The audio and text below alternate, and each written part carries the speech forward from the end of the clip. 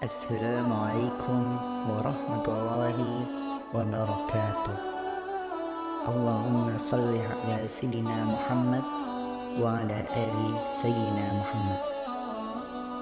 Para sahabat rahimakumullah ta'ala, Rasulullah sallallahu alaihi wasallam pernah bersabda dari sahabat Abu Hurairah radhiyallahu anhu ta'ala, "Bikulli syai'in sanamun, wa inna sanama al-Quran ya ayatul kursi."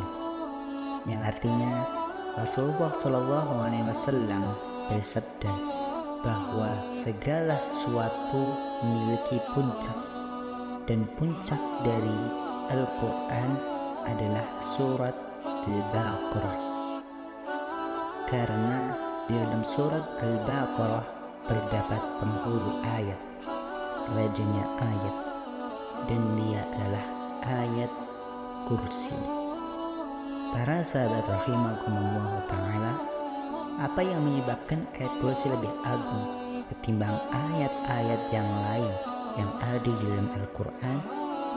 Maka ulama berkata, hal ini dikarenakan di dalam ayat kursi terdapat nama dan sifat-sifat Allah yang sangat-sangat mulia, yaitu sifat ilahiyah, sifat wadaniyah, sifat hidup, sifat kerajaan, sifat kuasaan, sifat kehendak, dan yang lain-lainnya yang masih banyak. Para sahabat rahimakumullah ta'ala, mari kita baca ayat kursi di 3 waktu yang sangat-sangat mustajab.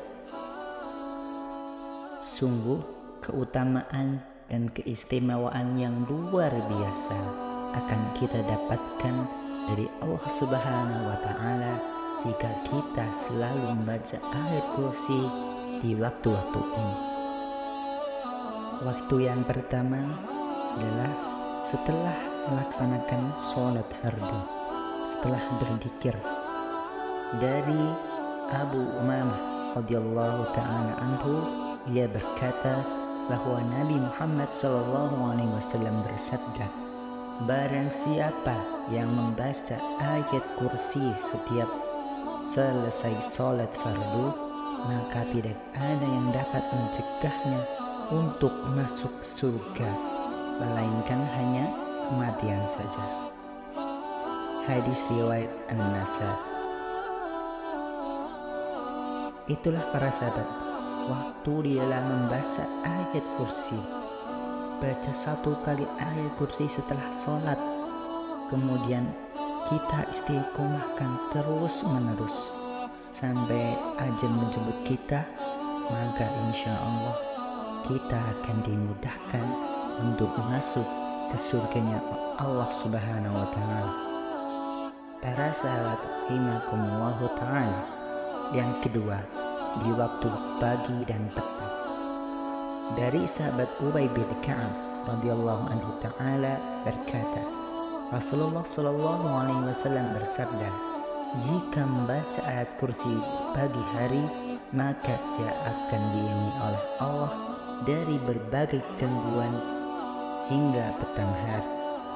Dan barang siapa yang membaca ayat kursi di petang hari, maka ia akan dinaungi dan dilindungi oleh Allah Subhanahu wa Ta'ala hingga pagi harinya. Hadis riwayat Imam Al-Hakim.